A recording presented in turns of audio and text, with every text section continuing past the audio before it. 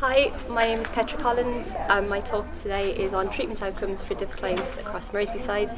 I work in the Centre for Public Health here at John Moores University, and the presentation looks at clients who had a DIP referral into treatment, their engagement in treatment, and then the outcomes from that treatment episode. Hi, I'm Adam Mackridge. I'm a lecturer in the Pharmacy and Biomolecular Sciences School over in the Faculty of Science. I'm going to be talking today about prescription and over-the-counter medicines, misuse and dependence, talking around the research that we've done and around the challenges we face in that area. Hi, I'm Jim McVeigh. I'm Deputy Director at the Centre for Public Health. One of our areas of work is looking at the use of human enhancement drugs. One of the key aspects around that is the developments in technology, communications that have led to an increase in the use of various forms of drugs. Well, drug use has been around for a long time.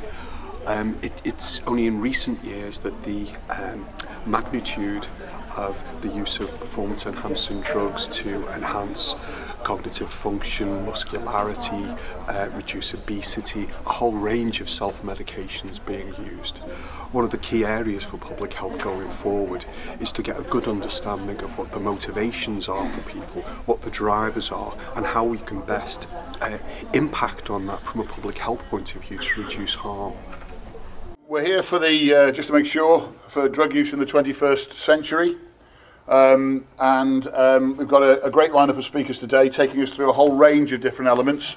So starting on what you might think of, or perhaps think of as some of the established issues, talking about the treatment elements, then on through prescription and over-the-counter medicines, broadening the aspects again, and then moving on to a whole range of new issues which are coming through, like human enhancement drugs.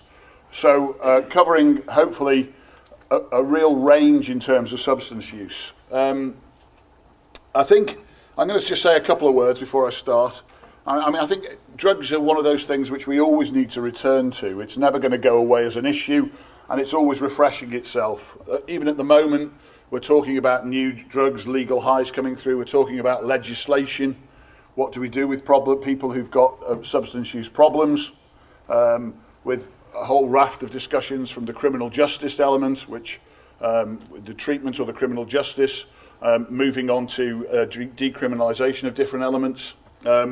The elements about the genetics or the early life involvement. Some of the things I'm interested in are what experiences people have later on in life as a result of what happened as a child. So a study we're just about to publish shows that children who've had a hard childhood because a member of their family is incarcerated, or there's been domestic violence in the house, or a variety of other elements, 5 times more likely, even if you take into account poverty, they're 5 times more likely to grow up to be a drug user, and about the same times more likely to be an alcohol misuser as adults.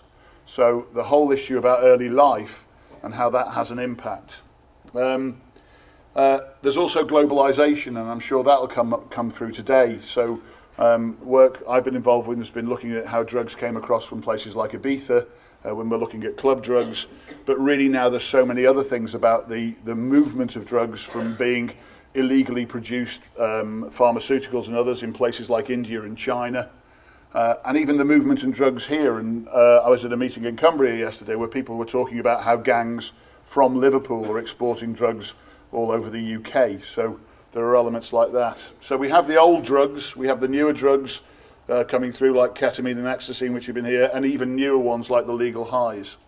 As well as just the drug use side of it, though, I think there's some really important lessons for society to learn about addiction, which we have a massive information around drug use, but we need to learn more widely. So there are legal issues like alcohol and tobacco, but more and more the same sorts of elements are coming up in how we deal with things like salt and what people are calling salt addiction, with how we get similar sorts of reactions in the brain as we would with drugs, with sugar, and with other behaviours, sex, gambling, video games. And there has to be, from a public health perspective, a read across and a learning from these two sides. And not only on the side of the user, if you like, but on the side of the pusher as well. And I just wanted to show you this, which I thought people may already be familiar with, but this is an international marketing agency called Addiction, and they deal with, amongst other things, the sales and the promotion of alcohol and a range of other things which we see as major public health issues at the moment. And actually, if you watch their video, it's probably a bit like a drug experience in itself, probably. So I think there's a lot to learn from drugs in general about a whole raft of public health issues which take us out beyond just substance use in the way we see it. And I think with that, I'd like to start if you like, the proper presentations. And our first presentation today is by Petra from the Centre for Public Health. Have people got bios of people, or should I say a little? Okay, well, this is the point at which I now have to admit I wear glasses for reading. So Petra's worked as a research assistant on the criminal justice team in the Centre for Public Health with John Moores for the past 5 years. Her main focus is in her role as monitoring and the analysis of data in relation to the Drug Intervention Programme, or the DIP programme as people will know it in Merseyside. Petra produces monthly reports which are disseminated to the DIP teams and commissioners within Merseyside, as well as a whole range of other related reports. Petra's presentation is on the report Treatment Outcomes for DIP Clients in Merseyside. Petra.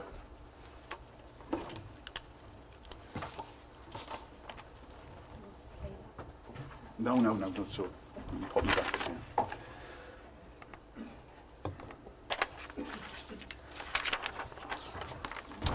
Thank you very much, Mark. Can everybody hear me? I'd like to welcome you all to this afternoon's seminar, and in particularly my presentation. As Mark said, it's on treatment outcomes for DIP clients in Merseyside. So sit back, relax, and I hope you take something in. So the presentation will go into some detail as to what the report was about. I'll discuss some aspects of the literature review. I'll go through the aim of the report, the methodology that was used, some of the findings, and also highlight some of the limitations from the report. To put things into some sort of scale, at the time of producing the report, the British Crime Survey reported that about 3% of adults aged between 16 and 59 years of age in England and Wales had used Class A drugs in the last year.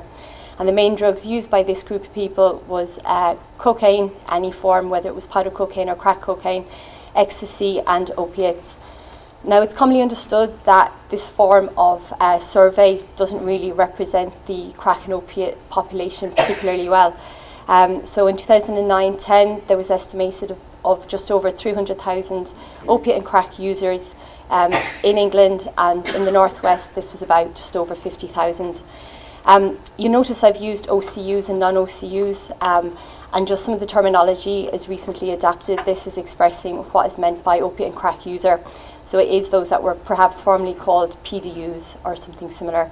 A non-OCU then is somebody whose drug use doesn't fall into that category. So you're talking about your... Could you speak up a bit more? Yeah, sorry.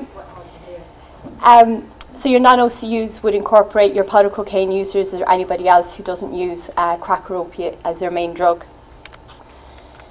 So my main focus in my job is looking at research and monitoring around the Drug Intervention Programme. So for some of you who aren't that familiar with it, the Drug Interventions Programme is a multi-agency initiative that was set up in the Home Office in 2003 with its main aim of breaking the cycle between drug use and offending.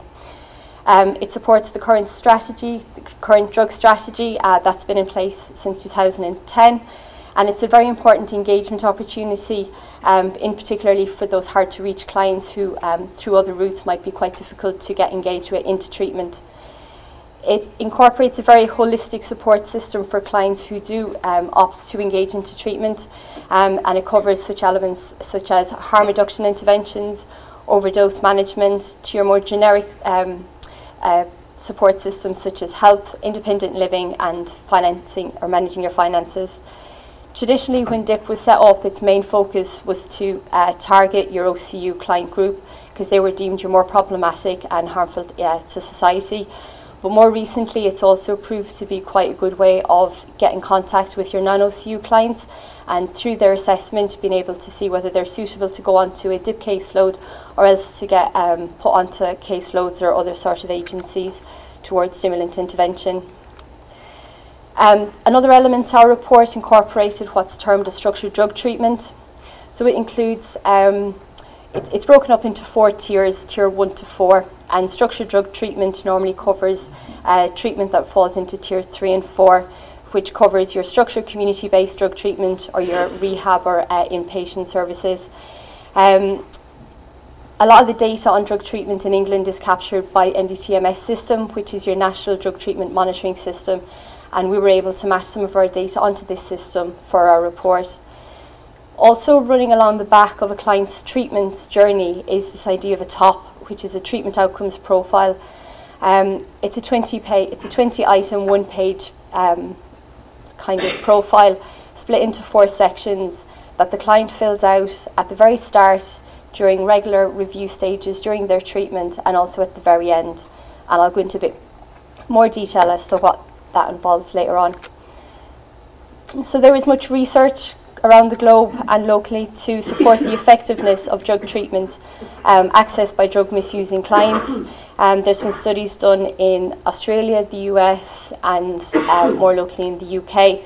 And a lot of the findings that have come out of them have said some really positive things about clients who do access treatment. For example, there's reductions in drug use, criminality, some harmful behaviours, reductions in the number of people who drank alcohol at problematic levels, and the numbers unemployed.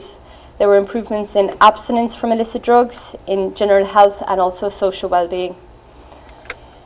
So there are many factors associated with trying to achieve both positive and negative treatment outcomes for those clients who do engage in treatment for their drug use.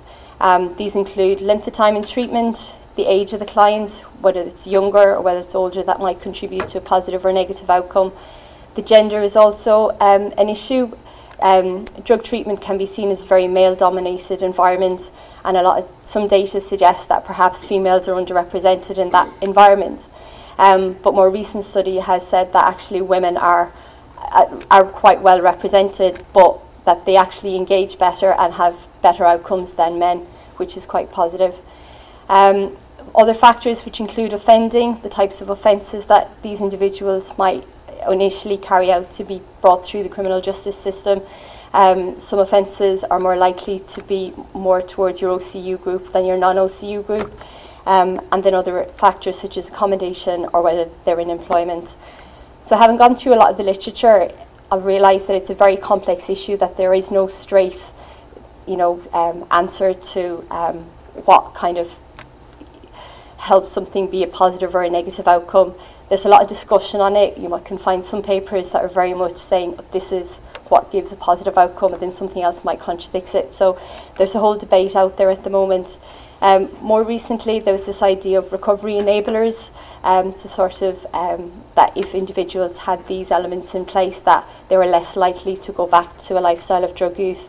And these included being abstinent from crack and heroin, being in stable housing, and also being engaged in activities such as employment. So the aim of the report was to investigate treatment outcomes for DIP clients who were referred into structured drug treatment as part of their DIP care plan. So somebody becomes assessed, and through that assessment they're deemed to need a DIP care plan. Most clients will go on to receive structured treatment, whether it be tier 3 and 4. There are some clients whose level of intervention doesn't require that level, so not everybody goes on to receive tier 3 and 4 treatment, but if they need it, it's there. The report also examines the relationship between treatment outcomes, time in treatment, and a selection of the client's characteristics that I've just mentioned. So the methodology for the study, we initiated our report on the forms that are used for DIP, in particularly the drug intervention record and the activity form. And we used these for any referrals that were documented on these between the 1st of January and the 30th of June 2011. We then looked at NDTMS data to see which of those clients had engaged in treatment, and also to get an idea of the fallout from those who hadn't engaged. and we used the time frame of the 1st of January to the 31st of December 2011, and this was to enable us to get a 6-month overview of this particular client group in their journey through drug treatment. We also decided that we were going to split the clients into 2 groups, so those that were your more OCU client group and also those that were your non-OCU group. So we compared some of the characteristics as I've outlined: age, gender, offending, accommodation, and we also added a layer of statistical analysis into the report as well, just to see if there was any sort of statistical associations or differences in any of the findings that we were looking to get. So as I say, we compared a lot of characteristics with successful exits and unsuccessful exits. So when we looked at their treatment journey, we looked at those who had a successful or unsuccessful treatment journey in that 6 months.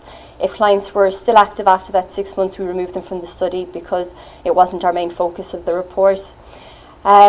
We carried out a variety of different analyses looking at treatment exit, client age, the different characteristics, and also time in treatment using different tests that were suitable for those comparisons.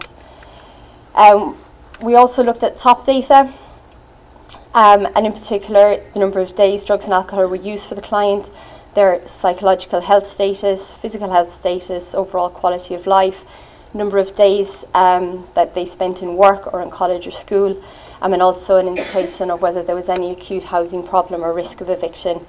And as I said earlier, the top is filled out by the client at the very start of their treatment journey, and again at the end. So we're trying to get some sort of comparison between these 2 points to see whether there was any improvement or not with the client's journey.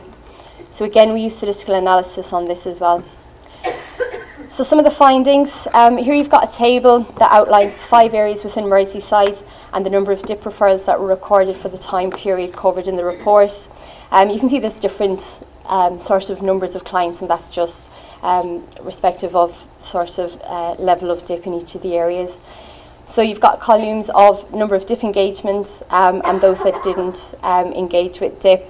And I've highlighted 2 points, just one from Sefton, which had 92.5%, which showed a very high level of engagement into treatment after a DIP referral, but was not so good for Liverpool, who had 75, still at a reasonably high level and would be an acceptable level. So one of the recommendations we made in the report was perhaps for teams who had a bit of a fallout in these 2 points to look at the data to see whether the clients did actually turn up but they weren't recorded as being turned up, or whether actually there is a chunk of clients who do need structured drug treatment but disengage from the system, and perhaps the workers weren't able to encourage them to actually re-engage. Also from this table you can see that there's a very high proportion of numbers who did engage in treatment, but the numbers that didn't is reasonably low. So we were trying to compare those 2 groups, so the group sizes were quite different, and that's one of the limitations of the report that I'll discuss later on. So here you've got your 5 Merseyside areas again, but I split it down into drug group to give you an idea of how these sort of broke down. And I'm not sure whether you can see there, I've highlighted 3 in pink in the drug group section, and that was Knowsley's non-OCU and Sefton's non-OCU, just to highlight the fact that these 2 areas had a much higher proportion of non-OCU in their DIP client group than OCU, so perhaps their main focus might be trying to look at how to facilitate these types of clients who do engage in treatment in these areas. For Liverpool, their main focus is on OCU because they had a much higher number there. So there were varying rates of successful treatment exits recorded across all the areas, but in general the OCU group were much less likely to have had a positive treatment exit than their non-OCU counterparts. There can be a few reasons for this, just down to the type of treatment that's available. For OCU group can be a lot longer, there can be a lot of elements to it, so perhaps that in itself can make it a lot more difficult to sort of see through to the end. Non-OCU treatment can be quite a short intervention with perhaps much fewer elements in it. A lot of interventions that are available to clients are just down to client needs and stuff like that. So the next point is the proportion of discharge reasons that were recorded for clients when they did exit from treatment varies somewhat in each of the areas. So I've used the example of some areas having used treatment complete drug-free, while other areas might perhaps use more of treatment complete occasional user. And this sort of flagged up perhaps that different areas have different protocols in place when they do go to exit clients from treatment, and may have different recording practices. So perhaps an agency that uses treatment complete drug-free might just decide, right, the client isn't eligible to exit treatment unless they're absolutely drug-free, while another area might take the view of, well, actually they're an occasional user, they're living quite independently, they've made a lot of progress, I'm going to exit them. So these were just some little differences that we managed to see in the data. There were few significant associations between client characteristics and treatment exits that emerged, and I've highlighted two for Liverpool and for Sefton. The OCU in Liverpool who had committed acquisitive offences were more likely to have an unsuccessful treatment exit, and I think this highlights the link between offending and drug use and how difficult it can be to actually break for some clients. And then in non-OCU in Sefton who had a positive exit were significantly younger than those who had an unsuccessful exit. So again, this sort of illustrates the role of age on that as a factor being an outcome for a more positive outcome. The interaction of time in treatment, treatment exit status and drug use type provided some significant findings. So for OCU in Liverpool and Sefton, they spent longer in treatment than the non-OCU. And as I've just said, that could just be down to the nature of the treatment that they're getting anyway. While OCU with unsuccessful treatment exits, they tended to spend longer in treatment than those with successful exits. So this perhaps suggests that although OCU tend to have more complex needs, that within this group there can be clients who have even more complex needs that mightn't be able to exit treatment successfully. With regards to non-OCU, Knowsley had a successful treatment exit that they spent less time in treatment than those with unsuccessful exits. And in St Helens, non-OCU with successful treatment exits spent longer in treatment. So I think these are sort of slightly opposite to each other, and it might be down to just local practices in place as to what types of interventions, how long clients may spend on these interventions. So with regards to top data, this table again outlines the 5 areas in Merseyside, the drug use split, and the number of referrals into treatment. I've highlighted 3 bits there, one for Sefton, St Helens and Wirral. In the Sefton one, just to highlight that there's quite a drop-off between the numbers that referred into treatment and that sort of initial top being produced. And again, for St Helens and Wirral, it was that second top that there was a drop-off for. So that prevented us from looking at all the data for all the clients. So sort of impacted some of our findings. Overall, there was some very positive progress, especially among non-OCU recorded on the top data. Reductions in cocaine use, cannabis, alcohol, and improvements in health and well-being measures. OCU, there were reductions in heroin and crack use. And in Liverpool, even though they had some improvements in some of their measures, what we did notice was that there was a significant increase in the number of days in which OCU actually consumed alcohol. And one of the recommendations we made in the report was that for Liverpool to make sure that they either had adequate alcohol services in place to direct these clients to receive treatment for their alcohol, or else to be able to refer them into a local service. Outcomes measured through top did not vary significantly by clients' exit status, whether they exited successfully or unsuccessfully. Sefton OCU with successful treatment exits reported larger decreases in alcohol consumption and greater improvements in psychological and health than those with an unsuccessful exit. So there's a lot of pluses there about the impact that treatment had for those clients. And OCU in Knowsley with unsuccessful exits actually reported greater improvements in quality of life than those who had a successful exit. I found this quite interesting, that even though clients ended up having a negative outcome, that they actually in their experience recorded some improvements in their sort of experience of drug treatment. So even though looking at the data it sort of looks one way, that from the client's point of view it's quite a positive to take from it. So some of the conclusions, Engagement with DIP often represents only the first stage of a client's journey, and other agencies do play quite a significant role in the overall treatment outcomes for the client. And I think agencies need to be mindful that it can be a collective kind of pulling together of everything, and clients may end up going through different areas in their kind of complete treatment journey.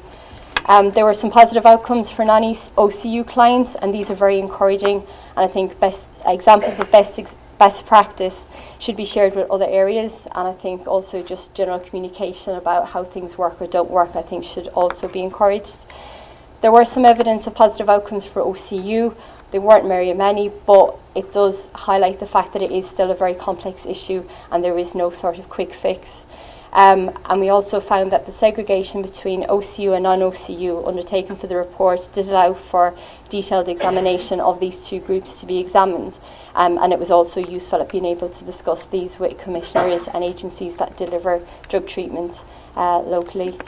There were some limitations, some of which I've hit on, mainly around the size of some of the groups, so those that engaged and didn't engage. Also, with regards to the dating of the data, that when we did go to release the report, some of the data was already nearly 12 months old. So it wouldn't necessarily represent current practice within those agencies that we were reporting on. It would still be useful, but you know, agencies would need to go away and sort of see whether these are things that are still in play in their area or not. And then there was just a few issues there on the actual top data that it does rely on the client filling out the form themselves and sort of rating in a scale of 1 to 20 or 28, depending on the question. And they do this in front of a worker, and perhaps that might be slightly biased because they may want to just give a better outcome when they are in that environment than if they did it unanimously. And that's me. Thank you for listening. I hope you're all still awake. That's my email address if anybody wants to ask me anything. And that's it.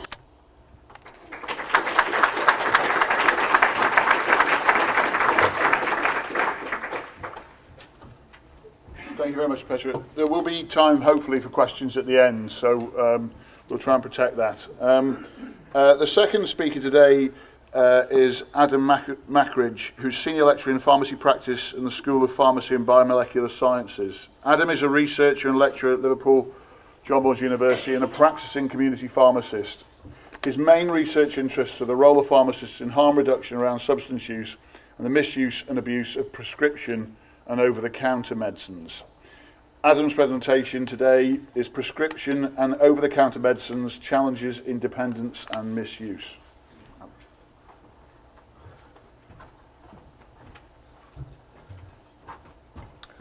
Okay, sorry, I've got a dreadful cold today, so I hope you can hear me. I'm hunting for a microphone, I can't see one is. That seems to be it. Okay, can you all hear me? If I talk at this volume, if I talk as loud as I can, I'll probably end up choking to death, so you don't want to see that. Okay, I'm going to talk a little bit about prescription and over-the-counter medicines. As Mark said, my background is as a pharmacist. I've been practicing for the last 10 years and I still practice now.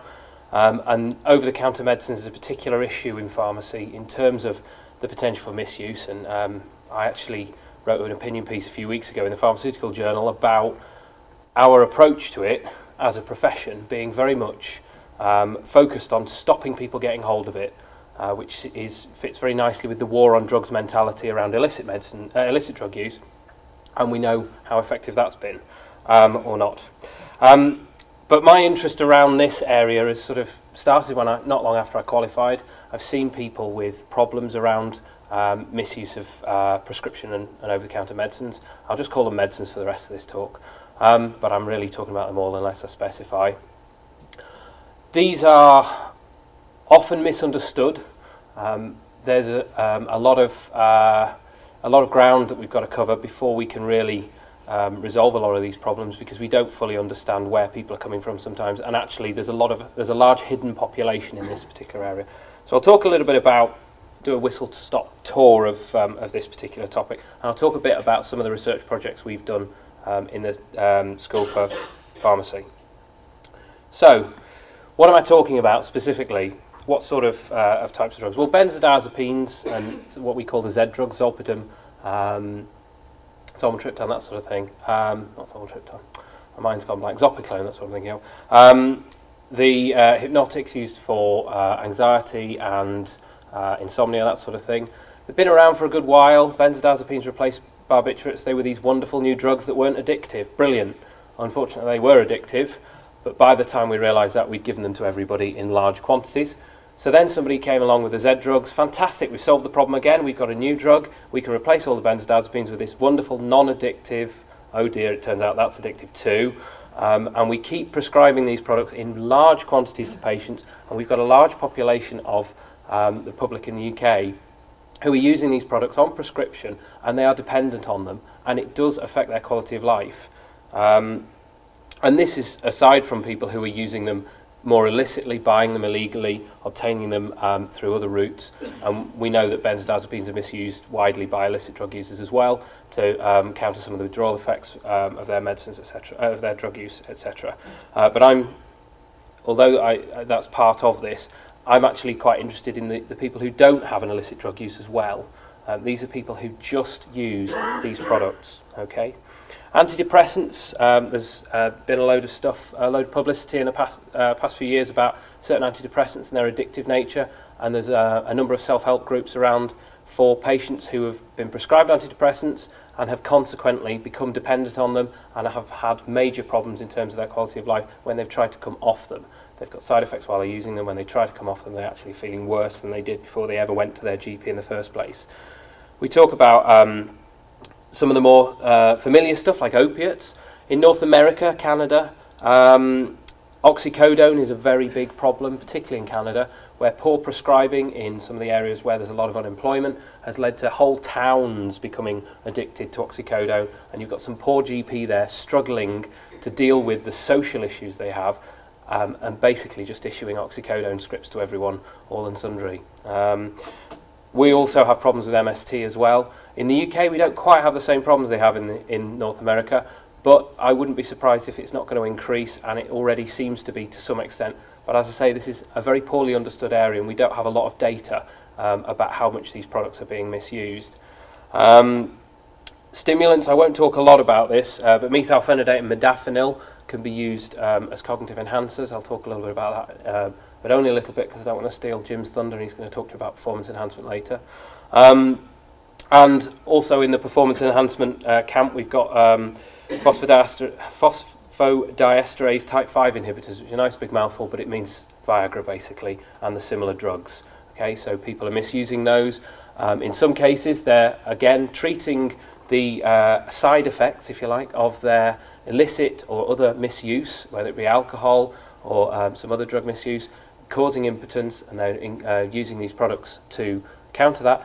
Or there's quite a lot of people who misusing them, who are just using them to just, whether it's true or not, they're trying to enhance the effects and their sexual experience, and there's a market for those. And when we talk about over-the-counter medicines, cough and cold remedies, which I could do with a few of those myself at the moment, but there's problems with dextromethorphan, particularly again in the States. We've got more data in the States, which is why I keep referring to them, but there's been problems with people taking dextromethorphan in large quantities. I've also read some case reports of there was a travelling salesman who was driving around from place to place, and she could then go into different pharmacies so nobody knew her, and she was buying 15 bottles of Benylin every day and drinking them. You know, serious quantities of over-the-counter medicines. Cocodamol, again, it's an opiate. Laxatives, where people have are trying to lose weight, anorexia and body dysmorphic disorder, and sedating antihistamines, not only misusing them themselves, but there's also a number of people who, well, there's a history really of parents misusing them to drug their child because their child's a bit annoying on a long trip. Oh look, I can give them this sedating antihistamine and they're ever so good on the plane. And obviously there's a problem around that. It's very similar in many respects to the chemical kosh scenarios you see in nursing homes, which are obviously very much a thing of the past, we hope. So who's doing this? Who are we talking about? Well, this population is hugely diverse. At a talk I was at fairly recently, a GP from London was saying that most people she sees are, maybe she was using a bit of poetic license, but she said pretty much they're all female teachers and they're middle-aged. Okay, it's obviously a bit broader than that, but not the sort of person you might think of as a drug user, as an abuser of medicines, is a middle-aged, nice little old lady or nice teacher who's in her 50s, whatever. But it's often people who are just using it to cope, and they're using it instead of alcohol, sometimes as well as alcohol. Okay. We've also got adolescents. Again, the data from the US shows a lot of experimentation amongst adolescents. Perhaps the messages around the dangers of illicit drugs make them frightened of taking these completely untested substances, so they go and get something that's been tested. Whether it's actually what they think it is, depending on where they're buying it from or obtaining it from, we don't know, but there's a lot more experimentation of this. Students, I talked about cognitive enhancement. I'll talk a little bit about a research project later, but amongst undergraduate students, we're seeing cognitive enhancement use. There's been a number of studies highlighting that. The elderly, and I was just when I was thinking about this, I remembered a situation about 7 or 8 years ago when I was working in the Midlands of a lady who probably was in her 60s or 70s. She came and bought some Sindol from the pharmacy, which has got codeine in it. After she'd bought it, she asked to talk to me. She then spent half an hour explaining to me how she was addicted to it. She didn't know what to do. She couldn't get help from anybody. And I couldn't help her, really. Apart from say, well, give me the Sindol back. What can I actually do? And actually, I didn't say, give me the Sindol back, because that's not going to solve her problem, is it? And I tried my best, but there is, certainly at the time, there was just nothing for this lady to do. She'd spoken to her GP had been very unsupportive and very unhelpful, because again, they didn't really know what to do. And this is when one of our biggest problems. And as I mentioned, illicit drug users obviously can use these substances as well, these medicines as well. So why are they doing it? Well, I've mentioned cognitive enhancement. I've mentioned experimentation amongst adolescents, recreation just to help them chill out for some of the more relaxing things like benzodiazepines, etc. But often it can arise when we talk about dependence rather than misuse or abuse. Poor prescribing, where somebody's been initiated on that temazepam prescription and nobody's reviewed them. They just gave them a big script for temazepam and set them off. And after 6 months, then they get reviewed and they realise there's a problem. Well, what do you do then? You've now got a little old lady who is struggling to stop taking temazepam, can't sleep if you stop it. How can you stop this? Okay? And we have large numbers of people who are trying to overcome dependence to benzodiazepines and a whole host of other medicines. When we talk about pain, sometimes, and the same goes for benzodiazepines to some extent, sometimes it's actually the prescriber being overcautious, trying to prevent somebody from becoming addicted. They're not actually treating the problem sufficiently. And there are cases out there where patients have ended up buying things over the counter or indeed buying things over the internet to top up a prescription which is inadequate, because their prescriber is so frightened of them having a problem that they won't prescribe sufficient to treat the pain or to deal with the anxiety or whatever it is. Or they did initially prescribe sufficient doses, perhaps the patient maybe got a little bit away with themselves, and the response from the prescriber is to just cut back, to do an enforced detox on somebody who is not in a position to actually cope with that. Okay, and that then drives them away from more standard supply routes to a more illicit market. We've got self-treatment. Cognitive enhancement, you can talk about that as self-treatment, I suppose. Insomnia, people perhaps using medicines they're buying over the counter, but again, they're using it for too long a period and becoming dependent that way when they're trying to manage an insomnia problem which isn't actually, is more related to a psychological issue or a social issue or something like that. And quite a lot of the evidence we're starting to see now shows that a number of these people have underlying mental health problems, where they've, particularly I'm talking about over-the-counter medicines, where people have been trying to manage some problem, some symptom they have by themselves and have ended up going a little bit too far. And it's very difficult for them to get help sometimes because the services we have for drug misuse may not fit that diverse population that we were talking about before. If you're a middle-aged teacher, you're not going to identify with an injecting heroin user and probably will have quite a lot of difficulty accessing standard drug treatment services. And as I mentioned, GPs, in a number of places, it's acknowledged that the GPs don't really know what to do.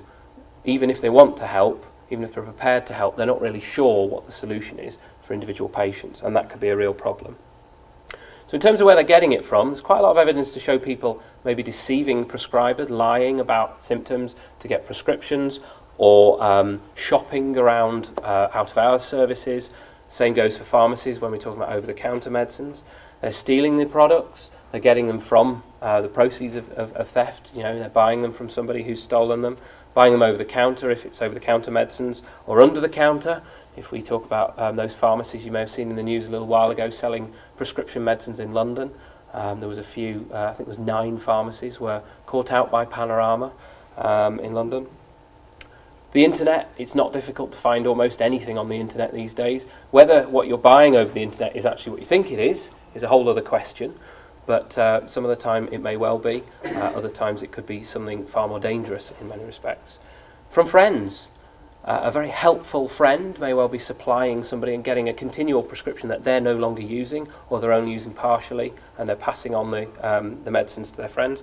And just the straight black market, the standard place you can get all these things. You could buy prescription medicines which have come from all sorts of sources. They're left over from people's prescriptions they didn't need, they've been stolen, etc., and they're just available for sale through standard dealer routes, etc. So why do we care? It may seem that this is much less of a problem than injecting drug use or some of the more typical things we talk about. It certainly is unlikely to have the impacts that alcohol has or tobacco has. So why is it so important? Well, the whole medicines legislation we have in the UK, we've got the Misuse of Drugs Act and the Medicines Act, it's all about protecting people from themselves. And it perversely rather screws that up, because what it does is stops us as health professionals from helping them if they don't want to conform to our rules, okay? I may sound a bit liberal here. But what I mean by that is people take doses in excess of what is safe because they believe we're just telling them that that's the safe dose just because it fits in with our mindset and they've got a different mindset, so they're all right. And we see that with paracetamol. Patients willingly tell me that they're taking, I always take 3 or 4 paracetamol if I've got a really bad headache, just completely missing the point that paracetamol is a safe drug if used at standard dose, but as soon as you go past the standard dose, it very quickly becomes toxic. But patients don't understand that. They think if you could buy something over the counter, whether it be cocodamol, whether it be paracetamol, whether it be a laxative, whatever, it can't be dangerous. You wouldn't let us buy it if it was dangerous. Okay? So because of the medicines legislation we've got, we've lulled people into a false sense of security. Also, when they're prescribed something by their GP or another prescriber, they believe that it's the right thing, and that's where the dependence can start. It's where people sort of think, well, he's just being careful giving me this dose, it's okay if I take a little bit more, and they escalate the dose because it makes them feel better. So we have a number of problems there. When they're going outside of standard dose ranges, we see a lot more side effects, but people perhaps aren't willing to seek help for those, much the same way as illicit drug use. Obviously there's risks of contaminations and fakes. This area is poorly understood. We don't really have the right treatment options available for a lot of the people who are in this situation. Different administration routes where people are crushing tablets and injecting them or snorting them or whatever, when they're experimenting particularly, that obviously creates its own issues. The mental health issues I talked about before, the fact that they're being untreated, and the social issues associated with this. The government have included prescription and over-the-counter medicines in their drug strategy. If you open the drug strategy and search for them, you'll find them in the introduction as, we've included prescription and over-the-counter medicines in our drug strategy. If you search the rest of the document, it's not mentioned anywhere else, but they think they've included it because it's in the intro, but that's the best attempt we can get. So just to tell you in the last couple of minutes about some of the studies I've done. We did a survey with undergraduate students in the Northwest. We did a couple of thousand students who filled in a questionnaire, and amongst them we found 2% had used methylphenidate before, not on prescription from their from their GP, and another 2.5% would consider using them. So we're talking around 2% using, perhaps up to 4 or 5% if it were more available. Modafinil, 1% would already use them, and another 2.5% would consider it.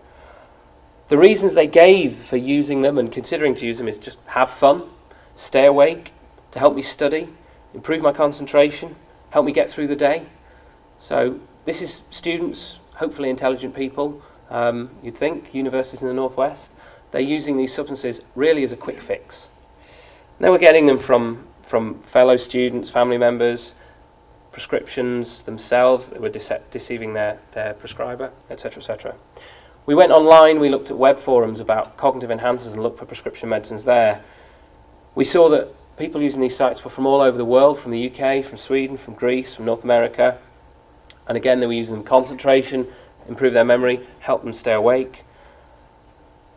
I thought a really interesting quote we got from this was, I want it for concentration and focus for online poker. So this was somebody on a web forum who was playing online poker and using a substance to improve their game. Now one assumes they were trying to make money out of this, it wasn't just for fun. But again, a quote from those web forums, tell your doctor you have trouble concentrating and they'll prescribe you something. So they're talking about just tell your doctor you need something to help you concentrate, you'll get some medication. And we're seeing increasingly children who were diagnosed with ADHD 15, 20 years ago, and now sort of in their late 20s, 30s, they're still receiving medication for ADHD, and in some cases they may not need it, they may not want to take it, they may be sharing it with friends and family, and they're perhaps misusing it, they're taking a little bit more than's needed, they're manipulating the prescriber. A quote I thought was quite interesting on there, she was misdiagnosed with ADHD and after 9 years on methylphenidate the prescription was stopped. The withdrawal led her to use methamphetamine, eventually her prescription was restarted, but she was using 100 or 200 milligrams a day with meth on top. Okay, so this is an example where somebody is poorly prescribed and then poorly managed the revelation that they've poorly prescribed and basically ended up driving somebody into illicit drug use. And then the last one, we did a qualitative survey with some people using an online forum which is called Codeine Free Me, and this is specifically set up for people who have addiction to codeine medicines. Often they're getting them over the counter, but sometimes they're prescribed them. About 2/3 of the people that responded were female. As I was saying before, females are quite well represented in this group, but they range from 18 to 70 years, so there's a good range of people here.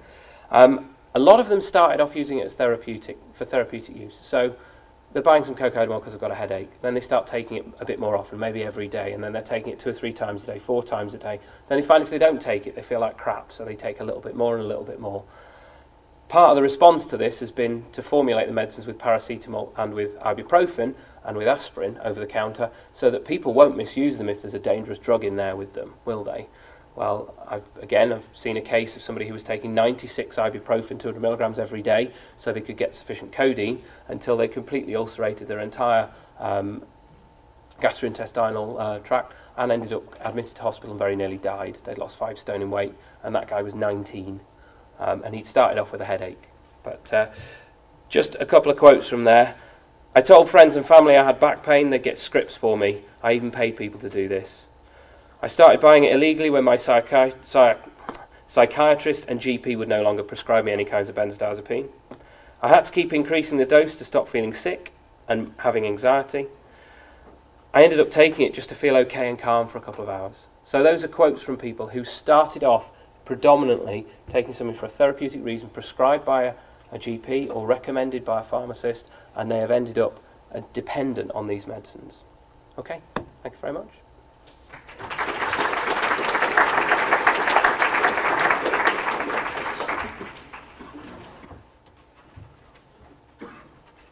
Thank you very much, Adam. And it's absolutely fascinating stuff, and which has moved us on from the opiates and the crack cocaine element, and especially about the issues about the risks that people are prepared to take. And again, hopefully people will have questions on these issues later on. So our final speaker in this section is Jim McVeigh. Jim's asked me not really to do much of a bio for him. I'm not sure whether that's because he's worried about what I'll tell you about him, or out of modesty, but either way, he is the Deputy Director of the Centre for Public Health. He's Reader in Substance Use Epidemiology in the centre as well, and has, I know, an international reputation for work on human enhancement and performance-enhancing drugs. And I'll hand you over to Jim for our final presentation. Thank you for those kind words, Mark. Not wishing to sound competitive, but my cold's much worse than yours.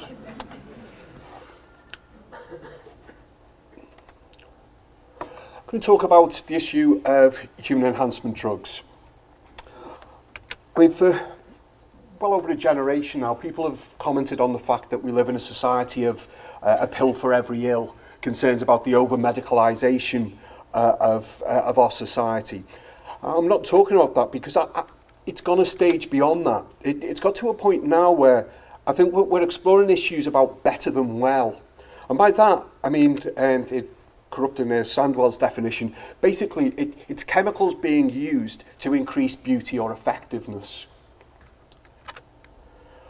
I'll take a bit of a run up at it because while this is an emerging issue, as with any public health issue that we come across, there's roots far back in the past. And I'll go back quite a long way. Adam, Eve, serpent, leopard. Doesn't get a great deal of press, the leopard. Obviously not a speaking part. And the apple.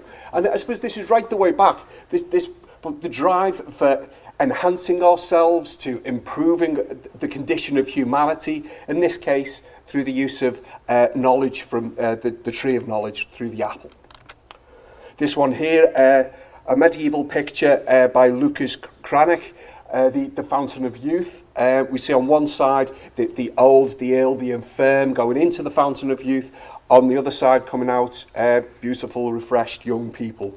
I suppose at this point I'd just like to say, to respond to a criticism, that this wasn't, we used this as a cover of our report, and it wasn't to see how many naked people we could get on a DH report.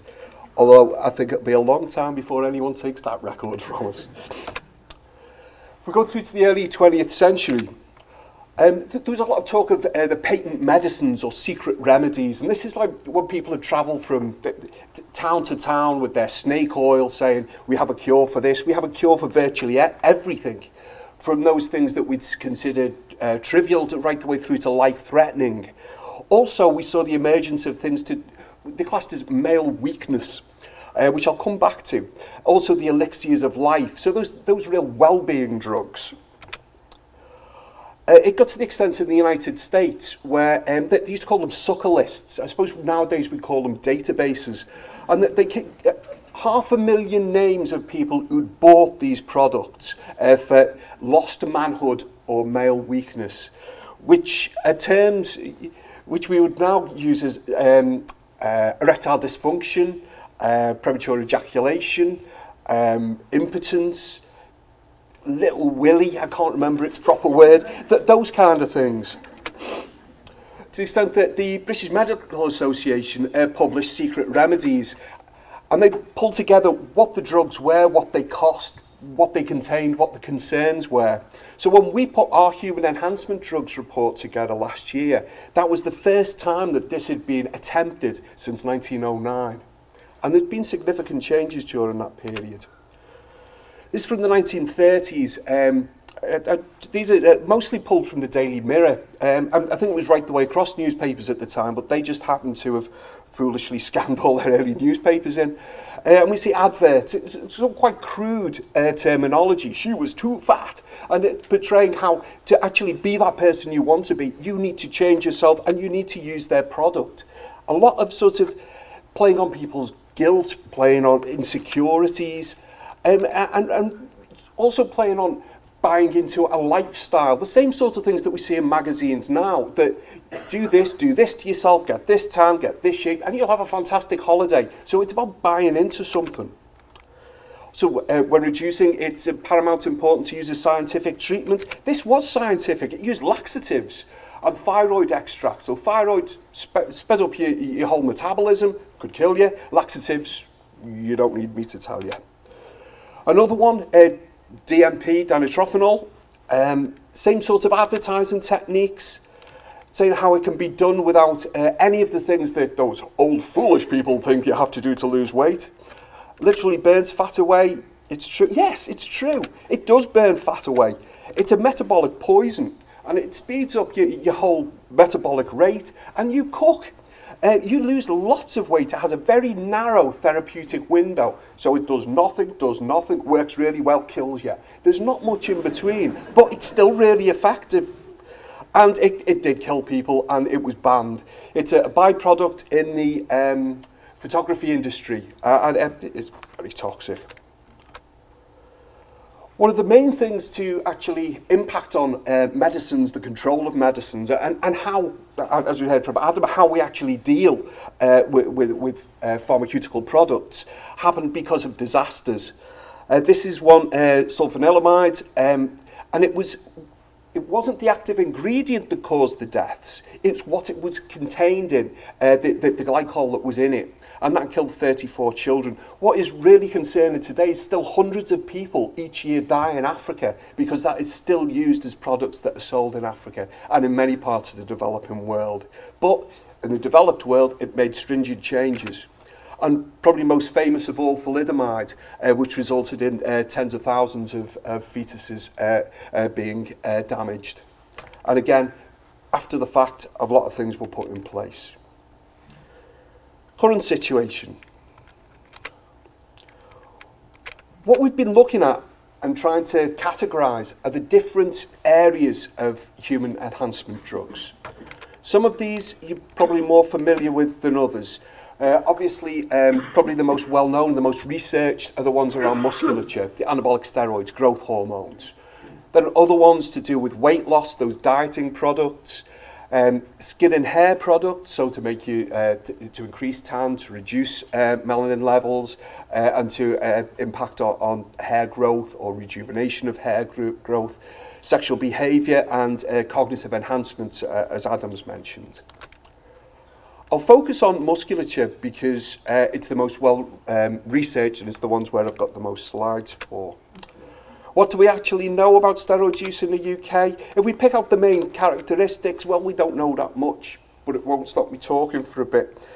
We have bits of evidence, but we don't have a clear picture. As for prevalence, we use the British Crime Survey, or the British government used the British Crime Survey. I mean, from an epidemiological point of view, there's something really interesting going on there. For prevalence of people using anabolic steroids in the last year to drop to that extent would mean one of two things. One, shed load, epidemiological term, of people dropped dead who were steroid users. That wasn't picked up on. Or for some strange reason, prevention activity suddenly started working, which wasn't the reason either. The best way to reduce the prevalence of drug use is to change the question. You make it much longer and much more complicated. People get halfway through and go, no. And that's what happened there. They changed the question, and that's how they halved the prevalence. If you look at a British Crime Survey where it compares anabolic steroid use to heroin, you see that anabolic steroids, far more anabolic steroid users than heroin users. But that just shows that the British Crime Survey is flawed in measuring both sets of drugs. I can do a monologue on my hatred of the British Crime Survey, but I'll move on. This was an interesting quote from the 1990s on the basis of the figures, blah, blah, 30,000 to 60,000. And he based this on absolutely nothing. He just made it up. And he was the head of the sports section of the Council of Europe, but governments listened to him. This is quite interesting. National Centre do this piece of work annually, looking at prevalence rates for young people, smoking, drinking, various aspects of lifestyle. We pull out the anabolic steroid figures there. For 14-year-olds, nearly 1% of 14-year-olds had said that they'd used anabolic steroids. So that's huge numbers there. The data that we use are from the needle and syringe programs. The lines going down are those opiate injectors. The lines going up are those injectors of anabolic steroids and associated drugs. And we can see that the characteristics, the drugs of use used by people presenting at those services have crossed over considerably. We've now got about 3,000 within Merseyside and Cheshire area presenting at these services who are using anabolic steroids, far outnumbering those people who are injecting opiates and stimulants. There is a crossover to a degree between them, but not much. Looking at reasons for use, whole complex range of reasons, internal factors and external factors, many of which you would see and which Harry's done a lot of work around for any aspect of drug use. Some specific ones for users of anabolic steroids and associated drugs would be obviously sporting influences, but also economic considerations. If you're of lower educational attainment, little chance of employment, there's always one way you can earn money, and that's if you're big enough and you're brave enough. And it's not necessarily engaging in crime, but working on the door or on the peripheries of the illegal employment areas. If you're willing to do that, to have those things, you need to have that presence. So you can see how there could be a drive from the economic side as well. Redefining the male physique. Who's that? Johnny Weissmuller, the easy one. Who's the other one? Cheetah the chimpanzee. What does Cheetah the chimpanzee hold the record for? That's a smart horse. The oldest living chimpanzee in captivity. But you're right with the Johnny Weissmuller bit. Johnny Weissmuller, Olympic athlete, swimmer, he was the epitome of the male physique in 1940s. Look at the little skinny legs on him. That's a professional bodybuilder now. You can see completely different physique. We go on to some of the science. 40 years of action man, I'll go through it very quickly. This one, I don't know who knows Ivan G, but that's the spit of him. This is Ivan G in the 1960s. Action man in the 1960s. Not much muscular definition. He did 1970s. He got the gripping hands, the eagle eyes, a bit irrelevant. But then suddenly he got all these abs and everything. He got the big green floppy feet, but that's irrelevant as well. But suddenly the muscular definition increased hugefold. Briefly look at some of the maths. Sorry, did I say maths? I meant to say Doctor Who.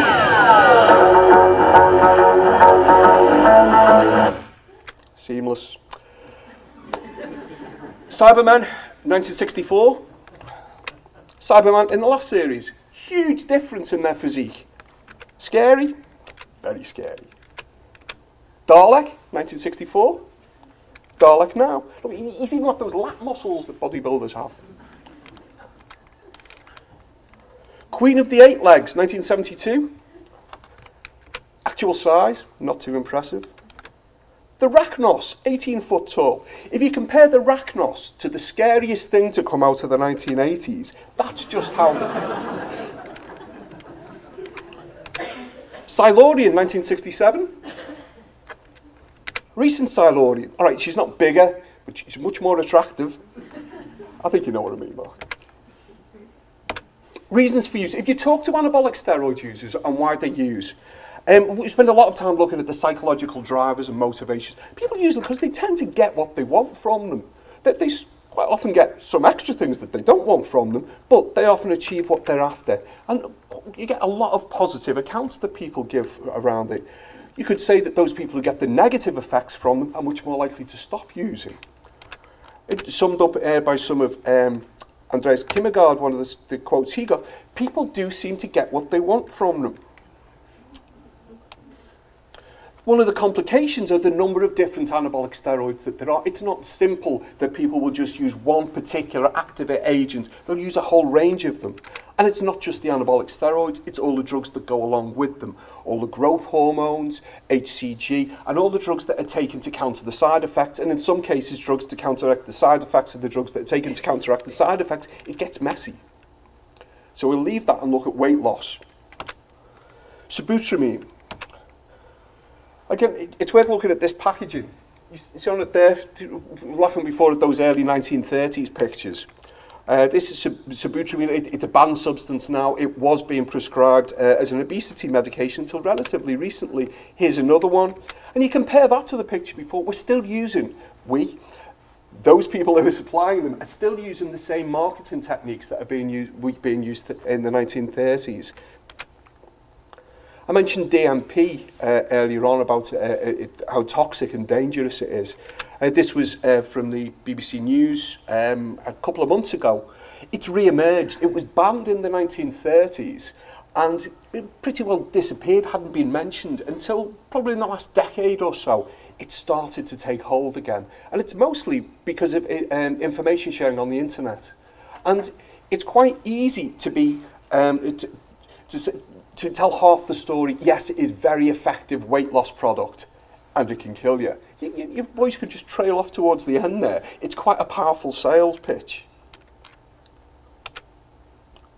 Skin and hair products. We've got the emergence of melanotan 2 in the last decade. It's an injectable drug, injectable tanning agent, which mimics the effects of sunburn and will give you a tanning effect. Also melanotan 1, various other of the offshoots of the melanotan family of drugs. It's also available now in the much safer form of a nasal inhaler. It doesn't work, but it's much safer. But then there's all the skin lightening products. Some contain mercury, hydroquinone, corticosteroids, all highly active substances, and all available on the internet. A number of those products are actually over the counter in shops in Merseyside that was seized by Trading Standards. Jennifer Barnes, what do you think she does? What do you think she gives our little girls? She gives them Botox. This is from the international journal called Closer. And it told the story of how she was giving her small children Botox. I mean, I'm not naive enough to think that occasionally some things in Closer might be made up. But the thing is, the message is out there. It's now into people's mindset that some people do this. That's at the extreme end. But it's still like you give your kids, very young children, things to enhance their beauty. This is Liz Webber. What's she distressed about? All head wrinkles. Sorry? All head wrinkles. Oh, you bitch. Short eyelashes. Oh, that's her now. And she used the product Bimatoprost. An interesting one. Developed for the treatment of glaucoma. It works a little bit in the treatment of glaucoma, but they found that it makes your eyelashes thicker, longer, does some changes on the actual eye coloration around the eye. So we got FDA approval to combat the debilitating condition called crappy eyelashes. And now it's been reported to reduce fat around the eye as well, so it'll get a secondary purpose. So it's not just drugs being manufactured to combat conditions. Sometimes the drugs will emerge and then you hunt around for the condition to treat. And that's the advertising thing for wowie, wow, I think I've broken my neck. Sildenafil, also known as Viagra. This is just showing the marked increase in prescriptions from a standing start and how it's gone up to it's so easy to make crap jokes with this, I'm not going to. How it's increased to 2008. What happened in 2008 is a number of other similar drugs came on the market, and now illicitly you can not just get Viagra, there's Camagra, Tamagra, and various other ones on the illicit market that you can purchase. And there's a huge internet market for them. Cognitive function. Following on from the points that Adam made earlier, there's a study of Cambridge University students where 10% reported having used modafinil, Ritalin and Adderall as cognitive enhancers to increase either their ability to study or to perform in exam situations. And interestingly, a third of them stated that, that they would if they could. Nature also, I love saying this, Nature ran a study. It wasn't very robust. That they actually admit that it wasn't very robust. But this was 1,400 people from around the world. 20% of respondents said that they'd used cognitive enhancers to enhance memory and concentration. It's quite big within the public consciousness now, the whole cognitive enhancers bit. The film Limitless, which I'll come back to in a minute, is really brought to the fore this idea of being able to take a tablet and to perform superhuman tasks. This is a lovely book called Flowers for Algernon. This is to prove that I'm not just interested in 1960s sci-fi. This is a lovely book written in the 60s and it's a science fiction book, but that's irrelevant. And this is about to be made into a film as well, and it's about how somebody from who has educational needs given a treatment to bring them to what we would class as normal intelligence, but then beyond that, and how they go from being withdrawn and not part of a community through at the other end to being withdrawn and really not part of a community. I'll just finish up by saying a couple of things about the illicit market in general in relation to enhancement drugs. First of all, how they actually get in here. And there's three sort of general ways. And we're talking about the anabolic steroids, we're talking about the lanitans, the whole range of these ones. It's the same sort of process. And a lot of the legal highs fit into this process as well. Many of the, in particular, anabolic steroids are manufactured in middle-income countries, China, India, Pakistan, some of the Eastern Bloc countries. Drug regulations there are a lot weaker than in European Union and the States, and you're able to set up labs a lot easier, manufacturing plants, and produce on a massive scale.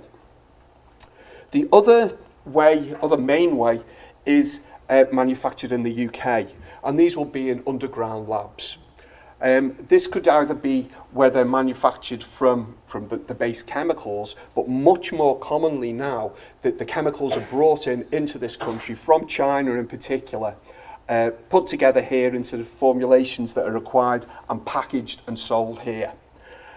The third group is, it's recognised as much less common, and that is legitimate products which are manufactured and then are somehow diverted onto the illicit market, and that could be through theft, through inappropriate prescribing, through other methods such as that. But most of the products, in particular what you buy on the internet, will be illicitly produced. Doesn't mean to say that they don't work. Doesn't mean to say that they don't contain what they're supposed to contain. But what you don't know is for sure if they do, what other things they may contain, are they contaminated, what are the dosages, and a whole range of other quality assurance things which you can never actually know. That's even more concerning when they're injectable products, as you don't know the sterility of them.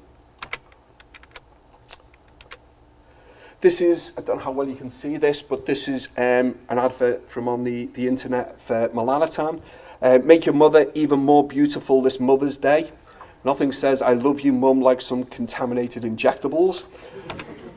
And this one, which I lifted from one of the websites, the Royal Pharmaceutical Society of Great Britain, anyone can just stick that on their website, and people think, oh, well, it's got a nice shine gold badge there, it must be all right. But people actually get brought into feeling confident when they see these things. Okay, guesses what's in that besides orange juice? An illicit stimulant to help you get up in the morning.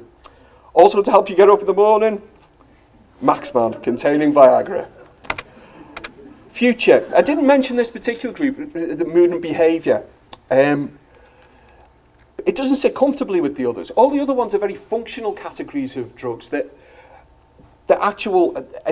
enable you or facilitate you to achieve those things which will enhance your mood. These ones sort of cut out those bits. And traditionally the one that is most commonly used is obviously alcohol. Obviously there's the cocaine, a whole range of illicit drugs, methadone, a load of new emerging psychoactive substances. Then we've got these drugs around, sort of over-the-counter drugs, which there's no evidence that they work. Then there's the ones that are being prescribed for antidepressants.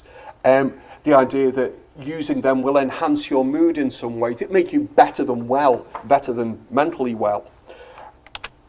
What we're still waiting for, and this is what is going to be the real game changer, is when they get that formulation for where you can go zip straight to the mood enhancement without the adverse effects, without a lot of the other baggage involved in it, and that really will be a significant change. So what do? We need more intelligence and understanding, I would say that, being a researcher, but we don't know enough about it. We don't know the numbers, we don't know, in many cases, the motivations, we don't know the harms in a lot of circumstances. We need to be able to reduce the supply and demand, and while we're trying to do that, we need to look at the actual harms that are being caused and what we can actually reduce them. This, just to finish up on, I mentioned Limitless before. This is, I don't know if anyone's ever played with some of the data you can get from Google on their search terms. This is what we looked at over time. The blue line is when you looked for searches on the term smart drugs, and the red one is the term buy smart drugs. You see the two interesting things there. That's when Limitless came out. So I've lost my microphone here. Limitless came out in the UK, and also the BBC did quite a well-balanced programme about smart drugs.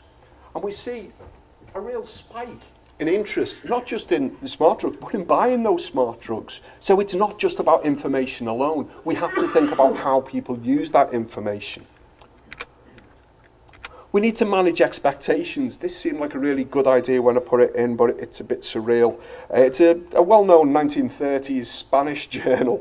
And it's basically our expectations around medicine, what we expect. That people can be put in, broken, and come out just fine. It doesn't always happen that way. We need to be realistic about what, as humanity, we can expect. It's much easier to talk about what we shouldn't do. There's no point just saying, be careful, it might be dangerous, because we just get laughed at. That's where you're meant to laugh, thank you. And finally, I've got to mention sports. I mean, this was the cover on an American drug prevention, antibiotic steroid prevention one. But if we're honest, it's the fat lad with the red hair at the back who's saying it, not the one in the lead. Thank you very much.